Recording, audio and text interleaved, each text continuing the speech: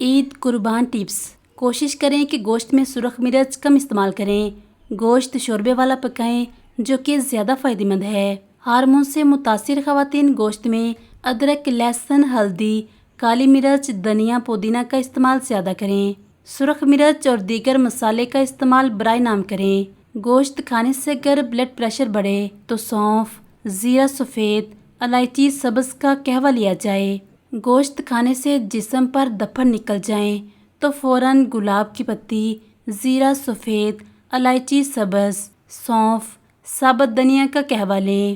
گوشت کھا کر اگر بدہضمی، پیٹ درد ہو تو اجوائن، دیسی، پودینہ، تیز پات قہوہ لیں۔ گوشت کھا کر اگر لوز موشن، متلی لگے تو لونگ، دار چینی، لیمن چند قطرے کا قہوہ لیں۔ گوشت کھا کر اگر پیچس ہو تو ہلدی، ملٹھی، سونف یا سونف، زیرہ سفید، ہلدی پاؤڈر کر کے لیں۔ گوشت کھا کر اگر پائلز ہونی شروع ہو جائے تو زیرہ سفید، سونف، گلاب کی پتی کا قہوہ، 2 چٹکی ہلدی پھانک کر قہوہ پی لیں۔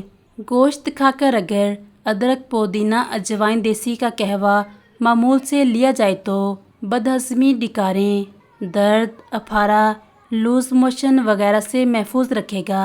گوشت کھا کر اگر مسوڑوں پر ورم آ جائے، دانت درد کریں تو نمک، سونٹھ، سرسوں کے تیل سے لیپ تیار کر کے دانتوں، مسوڑوں پر ملا جائے تو سکون حاصل ہوتا ہے۔ گوشت کھا کر اگر قبض ہو تو منقع 8-10 دانے آدھے کپ پانی میں ابال کر منقع کھا لیں اور پانی پی لیں، انشاءاللہ قبض رفع ہو جائے گا۔